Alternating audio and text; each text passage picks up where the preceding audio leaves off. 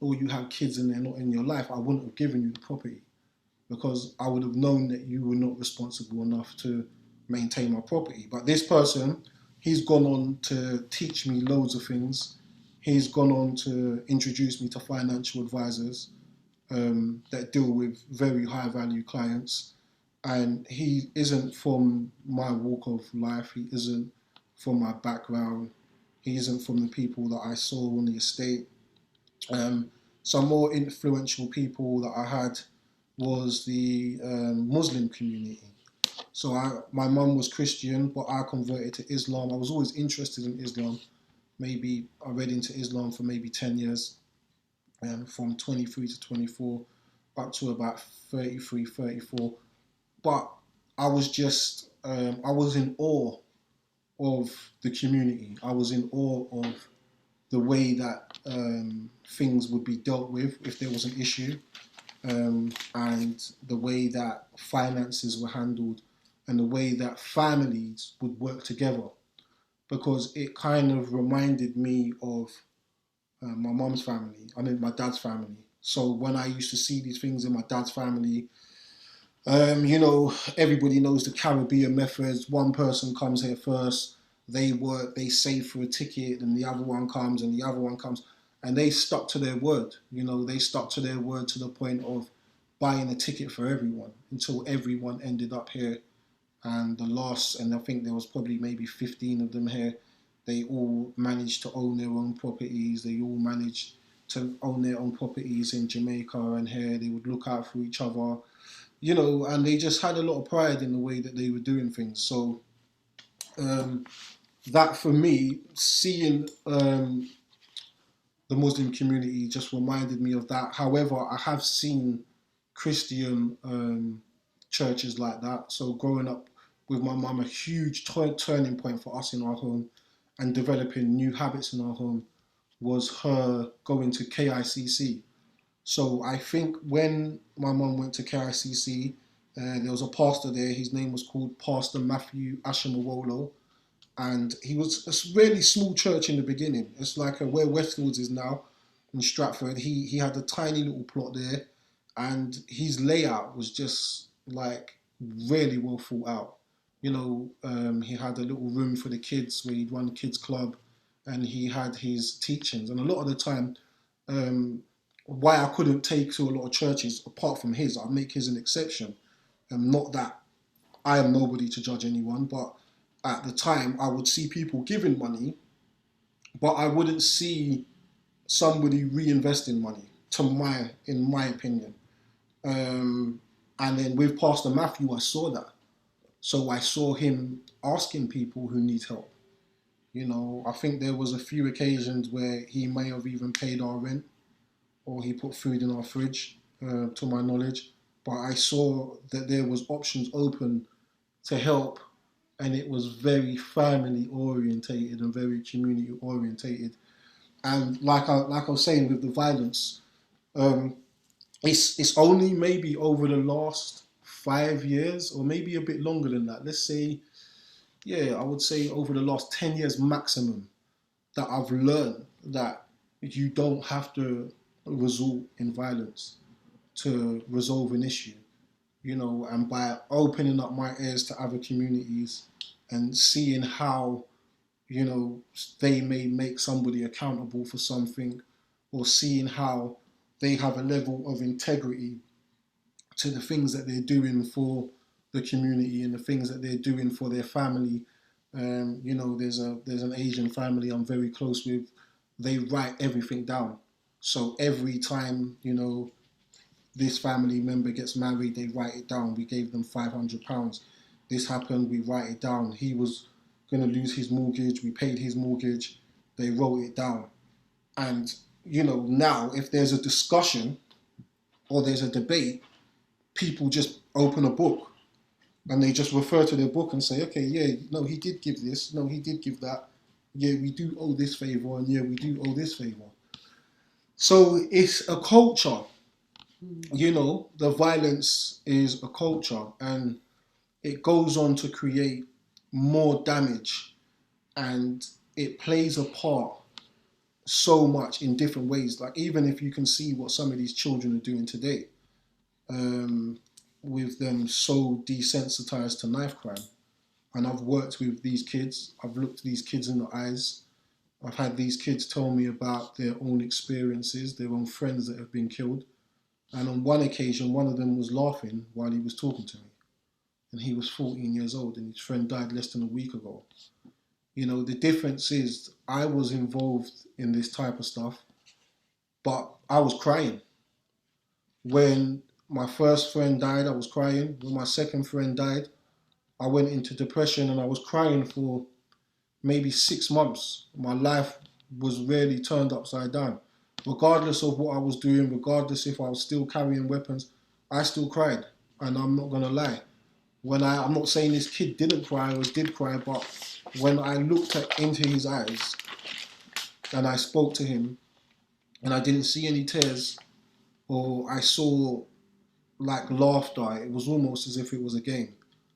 I kind of realized that, and I don't know what his home is like. I don't know what his background is like, but my son is maybe like a year or 2 years younger than him, and my son doesn't live like that, you know. So it was just extremely worrying to see that, you know, if something isn't done, and parents I feel have to be accountable, and parents have to say to themselves, you know, how can we stop this culture and how can we narrow down this culture in our homes where violence is the go-to thing to resolve a dispute that can be spoken about, you know, or a dispute that can be proven otherwise, you know, or if somebody else is in the wrong, it can be proven otherwise. So, yeah. Mm.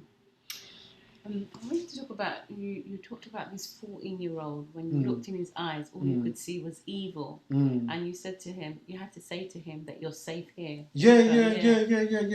Because I work with Waltham Forest under 16s probation. So I have a premises that has various arts work in there, so they can come in and they can sort of get into music if they want. They can get into film if they want. So I have a film area, editing area, music area. So these kids, they come along, and there was just like the other kid. So what it is with these kids is it's it's it's almost as if they're getting them too late. So even when these kids come in, they're all picked up at one point. But when they're all picked up at one point, they might meet them in an area called Walthamstow Central, and then they all put them onto this bus, and then they might come to me on the bus. But then one of them is from this area, another one is from that area, another one is from whatever area. So they've already got tensions. So it's almost as if you have to capture them earlier, you know, and you kind of have to get them normalized to knowing people from different areas earlier so they can see that other people are just human beings and they're not attaching somebody else to a specific area like I would when I was young or like they are now. This other child, he was there. He was really tall though. And it was almost as if like I could look at him and I could see that he has had to grow up really quick. So he was 14 years old. You can see he's got a really slim frame, but he was tall and he had a balaclava on his head. So obviously his black woolly hat and it was rolled up, so you could see the eyes like here. So and he was as we're all engaging, he's just standing in the corner with his back against the wall and he's sort of just like he's got this really mean look on his face. Like he's probably the meanest child I've ever seen in my life. He's got this really mean look on his face. So I've had to go over to him and I've had to say to him like, you know, look him in the eyes, smile at him and say, "Are you alright?"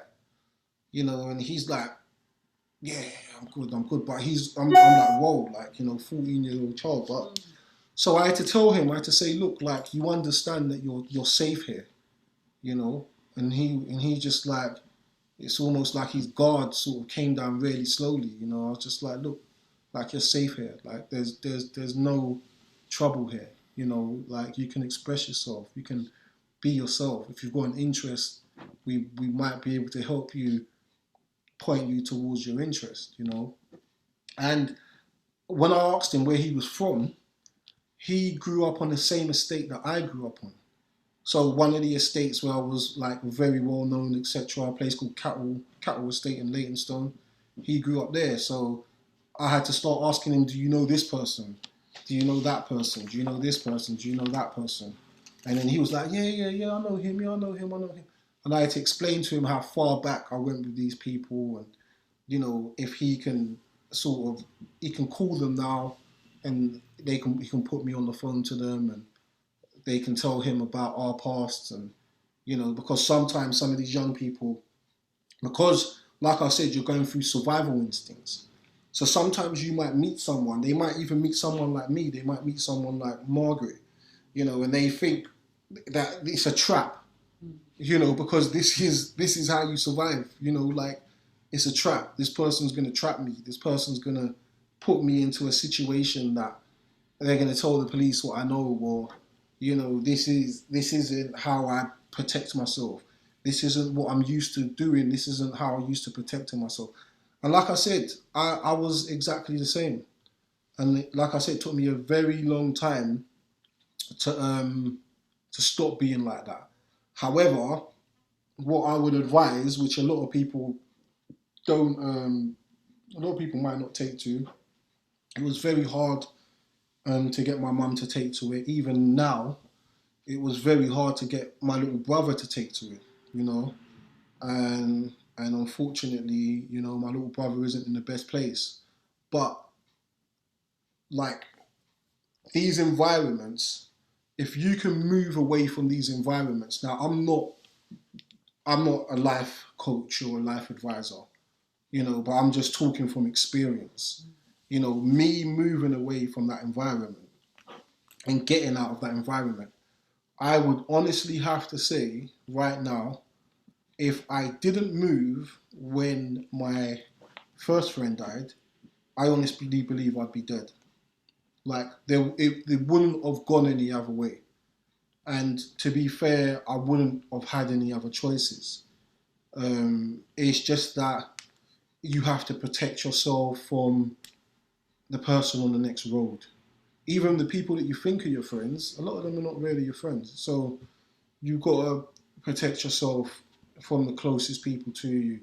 You've got to protect yourself from the estate that's 10 minutes away, 15 minutes away. I was good at it. I'm not gonna lie, I was good at protecting myself, but it didn't pay. So, you know, there's no development in it, you know, and a lot of the time, especially when you're a young man, you're gonna just look to the alpha male that's in that environment, you know. So this alpha male is in this enclosed space, which normally has one way in and one way out, and there's no bigger than a square mile or 2 square miles, and you know, and you're gonna look to this person, and you're gonna say to this person, "How do I be like you?" Or as a man, especially if your father's not in the home, you know, and that's what we all done. And now I have friends, they, you know, if they call me from prison, and some of them are in their 30s now, 35 years old, 36 years old, they still haven't gone through this development because they might have got 10 years, 15 years, 20 years in prison. And then now when they come out, they have to rebuild themselves like what I done when I was 23 or 24. And that's still late, because if you meet some of these kids or these young men in the Asian community and they've got men around them, they've already found themselves by the time they're 23. They already know what career path they're on. They already know who they're going to be. Got Jewish friends, you know. He'll call his son in the room. His son's no older than 12 years old, 13 years old. He'll tell you what he wants to be, you know, and his education is best education the country has to offer. So by the time these people get into 23 years old, 24 years old, you could probably give them a senior position because they've had so many people plant seeds in their mind. They've had so many people look out for them. They've had so many people point them in the right direction. They've had so many people give them opportunities. They've had so many people be patient with them. Now, we have to say to ourselves, like, once again, as adults, um, if we feel we are accountable for that, or if we feel that we can contribute towards that, or if we feel that we have developed our own skills in these environments, in our working environments, do you want to share them? Because if you don't be surprised if somebody else's kid, or you can't trust your child to play with that person's child. I've got a young son that's 12 years old. I want him to be able to play with every other black boy that looks like himself. I don't want to be able to say, no, I don't want that child in this house. I don't want to be able to say, no, this, that, and the other. And if I'm not going to put myself out into the community, and I'm not going to try to create community awareness with the skills that I've developed over the past 10 years comfortably, then I have to say to myself, if my son doesn't end up in an area and I haven't taught him this, I haven't taught him that, I haven't spoken to these other young black boys in this area, if something does happen to him, can I say to myself, I've tried? Can I say to myself, I've tried to create awareness? Or do I say to myself, yeah, it's happened and I never done anything about it. I never tried to prevent this. I never tried to prevent it before or after. And a lot of the time, people, especially when we can see where problems are going, we can see where problems are leading to, a lot of the time people want to tackle them when it's too late. Some of the parents and some of my circumstances, nobody's perfect, but some of the parents knew what direction their children were heading in.